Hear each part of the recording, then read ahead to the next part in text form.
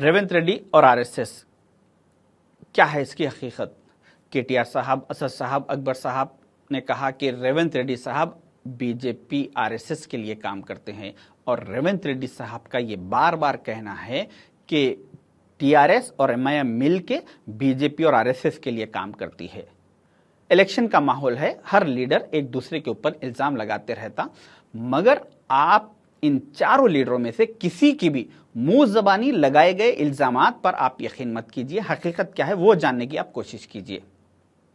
मैं आज आपको यह साबित करूंगा, प्रूफ करूंगा कि टीआरएस और एमआईएम मिलके बीजेपी और आरएसएस के लिए काम करती है। इसका सबसे बड़ा सबूत है दारुसलाम कोऑपरेटिव बैंक, जो असद साहब, अकबर साहब का बैंक है। इसको 1987 में फर्स्ट इसका ब्रांच इनॉग्रेशन किया गया था। 1987 से 2014 तक यानी 28 साल में असद साहब ने इसके चार ब्रांचेस डाले। जिस तरह से आज ये केसीआर साहब के पीछे मामू मामू बोल के फिर रहे हैं, उस तरह से सेंट्रल में जब कांग्रेस गवर्नमेंट थी, सोनिया गांधी जी के पीछे अम्मा अम्मा बोल के फिर के चार बैंकों के परमिशंस ला लिए और हैदराबाद में अपना बैंकिंग का बिजनेस वेल सेटल कर लिया। उसके बाद जब 2014 में बीजेपी की गवर्नमेंट आई तो मालूम नहीं इनका बीजेपी और आरएसएस से क्या माहिदा हुआ। अचानक 22 सितंबर 2016 को इनके दारुसलाम बैंक के 4 ब्रांचेस का इनॉग्रेशन हुआ। 18 सितंबर 2016 को बंजारा हिल्स ब्रांच, 20 सितंबर 2016 को सनत नगर ब्रांच और 22 सितंबर 2016 को मलकपेट और टोली चौकी ब्रांच का इफ्तिताह हुआ। असद साहब को दारुसलाम कोऑपरेटिव बैंक के पहले 4 ब्रांचेस डालने के लिए 28 साल लगे, जबकि सेंट्रल में कांग्रेस गवर्नमेंट और फिर इन्हों कांग्रेस में अलायंस में रहते हुए और दूसरे 4 ब्रांचेस डालने के लिए इनको सिर्फ 4 दिन लगे, जबकि सेंट्रल में बीजेपी गवर्नमेंट, आरएसएस गवर्नमेंट। इससे मैं आपको इन्हीं के पेपर, एतमाद पेपर में आए हुए एडवर्टाइजमेंट के डेट वाइज मैं आपको सबूत दे रहा हूं। इससे बड़ा सवाल यह है कि 8 नवंबर 2016 को नोटबंदी की गई हिंदुस्तान में। नरेंद्र मोदी जी ने नोटबंदी किया। उस नोटबंदी से 44 डेज बिफोर इनके दारुसलाम बैंक के 4 ब्रांचेस का इनॉग्रेशन हुआ। मैंने एक आरबीआई से रिलेटेड ऑफिसर से इसके बारे में मालूमात करने की कोशिश की तो उन्होंने बताया कि नोटबंदी जो 8 नवंबर 2016 में की गई, उससे 6 महीने पहले कुछ इसका डिसीजन नोटबंदी का लिया जा चुका था, क्योंकि सारे इंडिया में हजारों बैंक के ब्रांचेस है। इन सारे ब्रांचेस को करोड़्स ऑफ रुपीस नए नोट देना था, लाखों करोड़ रुपए प्रिंट करना था। इसीलिए 6 महीने पहले से नए नोटों की प्रिंटिंग चालू हो गई थी और यह बहुत ही सीक्रेट रखा गया था। यहां तक कि बीजेपी के कुछ एमपीज को भी इसकी इत्तला नहीं थी, सिर्फ ये हाईली लेवल के लोगों को मालूम था।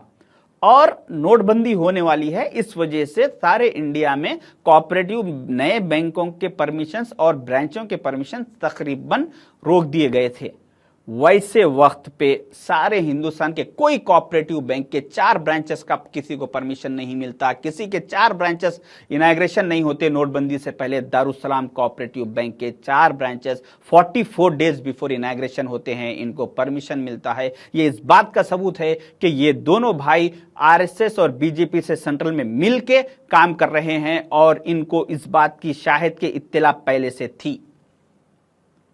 अगर आप यूपी में देखेंगे तो आजम खान साहब को बीजेपी आरएसएस ने कहा कि आप मुसलमानों के वोटों को डिवाइड करने का काम कीजिए, आप हमारा साथ दीजिए, मगर उन्होंने वहां पर कौम का सौदा करने से इनकार कर दिया। तो उसके बाद आजम खान साहब के जो ऑलरेडी कॉलेजेस को परमिशंस के साथ चल रहे थे, उनके परमिशंस को कैंसिल करके उनके कॉलेजों पे बुलडोजर चला दिया गया और यहां पे इनके 4 ब्रांचेस को 8 करके इनको सुरखरू कर दिया गया। आप अगर महाराष्ट्र में नवाब मलिक साहब को देखेंगे, जो एनसीपी के मिनिस्टर थे, उनको कहा गया आरएसएस और बीजेपी की तरफ से कि आप मुसलमानों में इंतशार पैदा कीजिए, आप हमारे दिए हुए स्टेटमेंट्स दीजिए, जज्बाती तकरीरें करके मुसलमानों को बहकाने की कोशिश कीजिए। तो नवाब मलिक साहब ने भी कौम का सौदा करने से इनकार कर दिया। उसके बाद उनके ऊपर केसेस बुक करके उन्हें अंदर डाल दिया गया, जेल में डाल देके उनके सारी मिनिस्ट्री, हर वो चीज़ ख़त्म कर दी गई। और यहाँ पे आप देखिए अकबरुद्दीन ओवैसी साहब जो 2012 से इनके ऊपर हेट स्पीचेस के केसेस चल रहे हैं, उन सारे केसेस को ख़त्म करके 9 अप्रैल 2022 को अकबरुद्दीन ओवैसी साहब को बाइज्जत बरी कर दिया गया। इतना सब कुछ देखने और सबूतों के साथ सुनने के बावजूद भी अगर आप लोग को इन लोगों के जज्बाती तकरीरों पर यकीन है और आप इस बात को नहीं मानना चाह रहे हैं कि ये आरएसएस बीजेपी के लिए काम करते हैं, तो फिर आपका अल्लाह ही मुहाफिज है।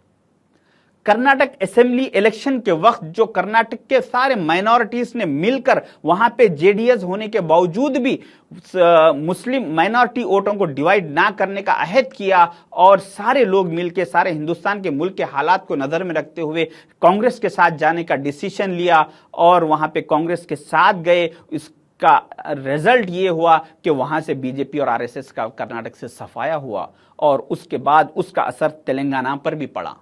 यहां पर भी अब तेलंगाना में भी सारे मुसलमान, सारे माइनॉरिटीज ये डिसाइड कर चुके कि अब हम यहां पे टीआरएस में, कांग्रेस में वोट डिवाइड नहीं करेंगे, बल्कि हम सिर्फ कांग्रेस के साथ नेशनल इश्यूज को नजर में रखते हुए कांग्रेस के साथ जाएंगे।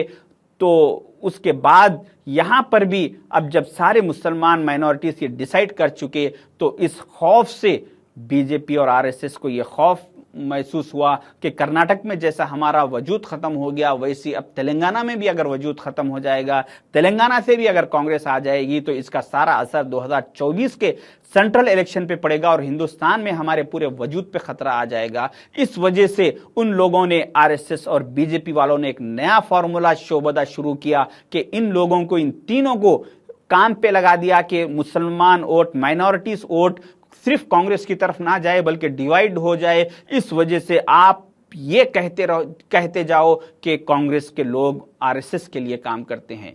उन लोगों के, इस आरएसएस और बीजेपी के ये कहने की वजह से इन लोगों का ये कहना है कि बार बार कि रेवंत रेड्डी साहब फलां फलां आरएसएस के लिए काम करते हैं, ये उनकी मुसलमानों के वोटों को डिवाइड करने की साजिश की जा रही है।